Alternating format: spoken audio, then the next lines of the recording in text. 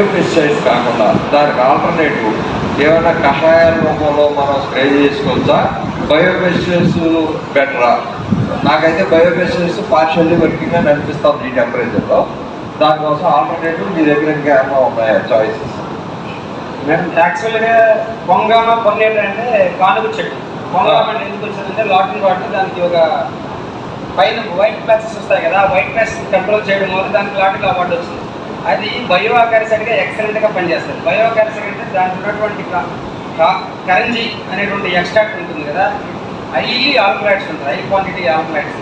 అది మనం కనీసం మనమే ఒక గింజగా తిన్నట్లయితే ఒక రోజంతా మనం ఇటువంటి కారం మిరపకాయ తినేసి మీకు అసలు టేస్టే కనపడదు. ఎందుకు మొద్దువారిపోతుంది నాలుగంతా. అట్లా ఇన్సెక్ట్ వెరీ సెన్సిటివ్, దాని ఆర్ఎస్ చాలా సెన్సిటివ్గా ఉంటుంది. ఎప్పుడైతే ఇన్సెక్ట్ దాన్ని టచ్ చేస్తుందో ఇమీడియట్ డ్రాప్ అయిపోతుంది, యాంటీపీరియడ్ అయిపోయి చనిపోతుంది. నాకు తీసుకోలేదు. సో అట్లా ఇంగ్లీష్లో చెగేట అంటారు. ఇదేంటంటే వేప కంటే 10 times చేదుగా ఉంటుంది, బెటర్నెస్ ఎక్కువ ఉంటుంది. ఇది తీసుకున్నప్పుడు హాపర్స్ ఉంటుంది, హాపర్కు లివర్ ఉండదు ఎక్కువ. లాస్ట్ టైంలో మనకు నేపాల్ నుంచి పాకిస్తాన్ నుంచి విపరీతమైనటువంటి ఫ్లోటింగ్ జరిగిందనమాట హాపర్స్. దానివల్ల లాక్సా బేకర్స్ మొత్తం కొలాప్స్ అయిపోయింది.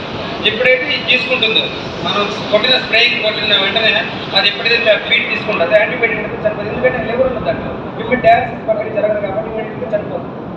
సో ఆ కాన్సెప్ట్లో అదే 5 grams లేదా 10 grams ఒక ప్లాంట్ కానీ వేసినట్లయితే ఫెంటాస్టిక్ గ్రోత్ వస్తుంది. ఎందుకంటే నెమటోడ్స్ని ఎక్సలెంట్గా సమర్థవంతంగా కంట్రోల్ చేస్తుంది స్నాయిని. రెండోది నక్స్ వామిక అంటే విషముష్టి. అసలు యాక్చువల్గా ఒక గింజ మనిషి తింటే చనిపోతాడు, సూసైడ్ ప్లాంట్ అంటారు. సో ఆ గింజ ఎక్స్ట్రాక్ట్ తయారు చేసేసి మనం ఒక 2 కిలోలు ఎకరకర వేసినట్లయితే సమర్థవంతంగా సాయిని మనం వారికట్టచ్చు. ఓకే. అట్లే కాకుండా మంచి గ్రోత్ కావాలి ప్లాంట్ కంటే కుసుమ హాల్గాగ్ని కాంబినేషన్లో కానీ మనం స్ప్రే చేసుకున్నట్టయితే ఫెంటాస్టిక్ గ్రోత్ ఉంటుంది. మామూలు గ్రోత్ కానీ ఫ్లవరింగ్ కానీ, తర్వాత లీఫ్ ఎలాంగేషన్ కానీ, తర్వాత నాటుల సైజ్ కానీ ఫెంటాస్టిక్ ఉంటుంది. సో నెంబర్ ఆఫ్ ప్లాంట్స్ ఉంటాయి. బాబిలాకు సార్ ప్రాక్టికల్గా చాలా మంది రికమెండ్ చేశారు. సకింగ్ పెస్ట్ చాలా బాగా బ్రహ్మాండంగా వస్తుంది.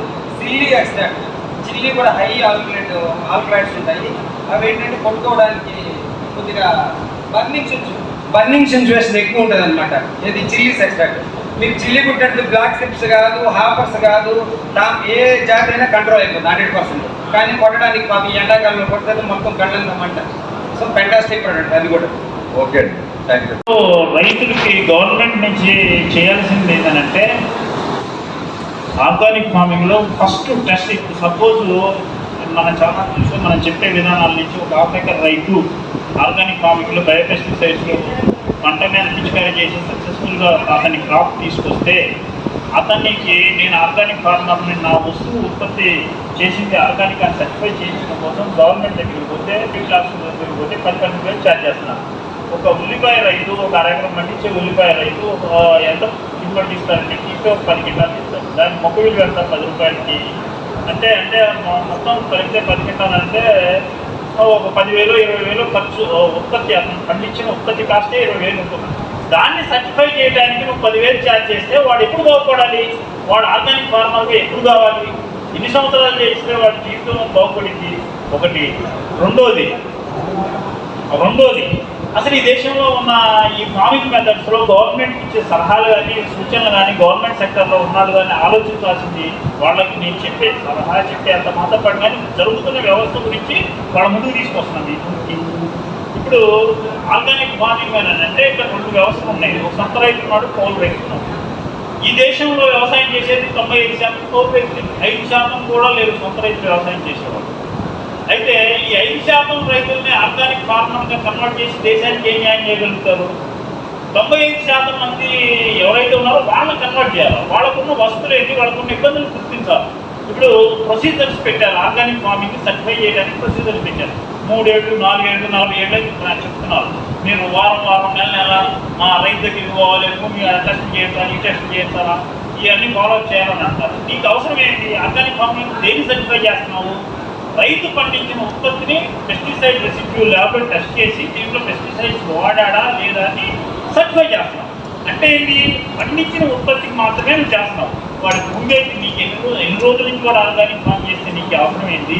ఏం చేస్తే అవసరం ఏంటి? వాడు తీసుకొచ్చిన ఉత్పత్తిలో వాడు పెస్టిసైడ్ రెసిడ్యూస్ వాడి ఈ పంట పండించాడంటే తీసి అవతల వాడినప్పుడు ఇది పెస్టిసైడ్ రెసిడ్యూస్ ఉన్నాయి. లేదు ఇతను చేసిన ఉత్పత్తిలో పెస్టిసైడ్ రెసిడ్యూస్ లేదు, పాస్ అయ్యిందంటే సర్టిఫికేట్ ఇచ్చి అంతే. దానికి నువ్వు ప్రొసీజర్స్ ఆ ప్రొసీజర్స్ రాయాల్సిన అవసరం లేదు. ఇది ఒకటి నేను గవర్నమెంట్ నుంచి కోరుతున్నాను. Thank you.